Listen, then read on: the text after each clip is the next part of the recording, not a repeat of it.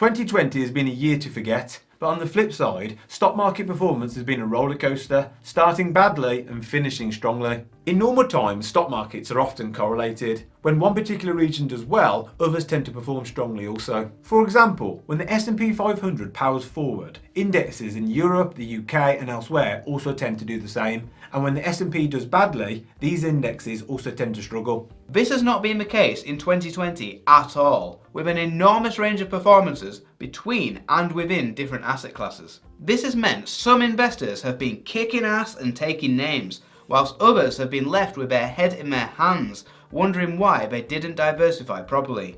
At the end of every year, it's always a good idea to check your investment performance, and we like to compare it against a reasonable benchmark. There's no point giving yourself a pat on the back for a 10% gain if the market was up 20%. Something like Vanguard's FTSE All-World ETF is a good yardstick.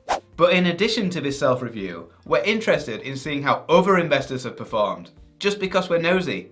Interactive Investor have just released what they're calling the Private Investor Index, which gives us insight into how private investors are faring on that platform. In this video, we're going to be looking at the highlights of that information and take a quick look at how different asset types have performed in 2020. Let's check it out.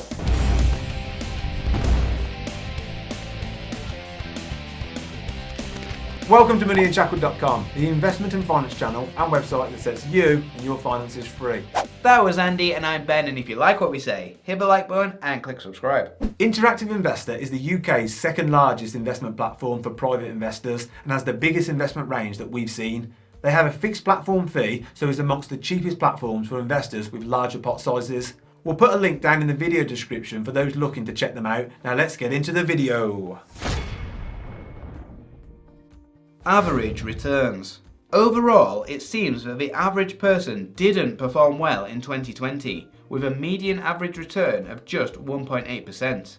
Although this is low compared with typical average stock market returns, we're actually surprised how high it is, because the UK stock market was smashing investors' portfolios to pieces with dire performance. The FTSE 100 was down 11.55% on a total return basis in 2020, with the FTSE All-Share down 9.82%. The FTSE is heavily weighted with old-school energy stocks like Shell and BP, and financials such as Lloyds Banking Group and HSBC, so recessions can and clearly have punished UK indexes. On that note, these type of stocks could be poised to do well during a recovery and have been doing awesome since the turn of the year in 2021, but that's a story for another day. We know from other studies that there is lots of home bias with investors, so UK investors have way more UK exposure than what you would get with a global index. However, for the average investor to come in with a positive 1.8% return means that most are at least diversifying into other regions and asset classes, which is good to see. Investment performance by age. Interactive Investor have kindly dived deeper into this analysis and broken performance down by age. And quite honestly, we're very surprised by the number of higher positive returns considering what we just said about UK stocks. The crown for best age band goes to the 18 to 24 year olds, who clocked in with a very healthy return of 8.1%, and there is a really interesting trend of decreasing returns with increasing age. This even turns negative for those over 65 at minus 0.9%. Interactive Investor's own analysis of this data suggests that they give the credit of this strong performance by the youngsters to having the largest allocation to investment trusts and further boosted by their overseas and alternative asset exposure. We don't talk much about investment trusts on this channel because we prefer passive investments, but clearly investment trusts are doing something right, at least in 2020. According to JP Morgan, 2020 saw the largest ever outperformance of the FTSE All-Share Index by investment trusts. The FTSE Equity Investment Instruments Index produced a total return of 17.8% versus the FTSE All-Share, which as a reminder was down 9.8%. Going back to performance by age band, the overall trend of decreasing returns by age comes as no surprise. Generally, older people de-risk their portfolios as they age because they have less time to recover from any catastrophic collapse in the markets, so are less likely to hold large positions in companies like the FANG stocks or Tesla, which were standout performers in 2020. Older people grew up in a time when foreign markets were much harder to invest in, so may be more likely to have UK home bias, even to this day. Also, we suspect that younger people were better able to take advantage of the extreme volatility that occurred around March time. Younger people are less likely to have existing large sums invested because we have had fewer years to accumulate wealth. So, new money invested for younger people when markets were very cheap will make up a larger part of their portfolios, giving them more upside potential. Conversely, older people are more likely to have experienced a large decline by the crash caused by COVID, and the new money invested would be a smaller proportion of their overall wealth. This is why we don't really pay much notice to new investors when they brag that they made 25% this year. It's easy to make big returns on new money. Type of investment by age. Another interesting set of data provided by Interactive Investor is the type of investment by age band. Cash is held at around 10% across the age bands. Interestingly, 10% is the allocation we suggest people hold on this channel, so either everyone has been watching Money Unshackled or this is just a coincidence. You decide. Do bear in mind that this is just the assets held within Interactive Investor. Holding cash long term in an investment platform is not a great idea because no interest is paid. Moving on to equity, which we assume they just mean individual stocks. Surprisingly, the young guys have less than the old uns, a lot less. The over 65s have almost 42% in stocks, whereas the under 24s have just 25.5%. Our best guess is that young people are more aware of the commission-free trading apps and are more likely to do their stock trading with apps like Freetrade and Stake. Both of these platforms are giving away free stocks when you use our link, so feel free to check these offers out on our website linked to below. ETP stands for Exchange Traded Product and includes ETFs and ETCs. We can't believe how small a percentage these make up for investors across the age bands at just 6%.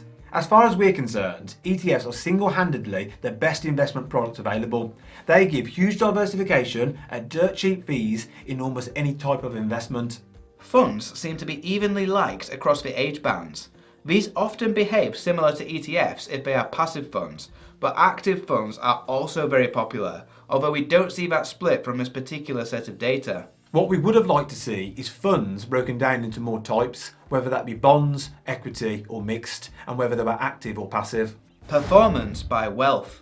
Interactive Investor have promised more analysis by wealth in the future, but for now they've said that the wealthiest customers on the platform, meaning £1 million plus accounts, made their presence felt with average gains of 8.7%. This sounds like it might contradict what we said earlier about existing investors having taken large hits from the COVID crash. However, it is highly likely that someone who's built up an investment pot of over £1 million knows a thing or two about successful investing or has outsourced it to a professional. Active versus passive. We all know that passive investing is best over the long term, don't we? Or is it? Well, in 2020, it seems that accolade goes to active investors, who Interactive Investor are defining as those who trade at least twice a month.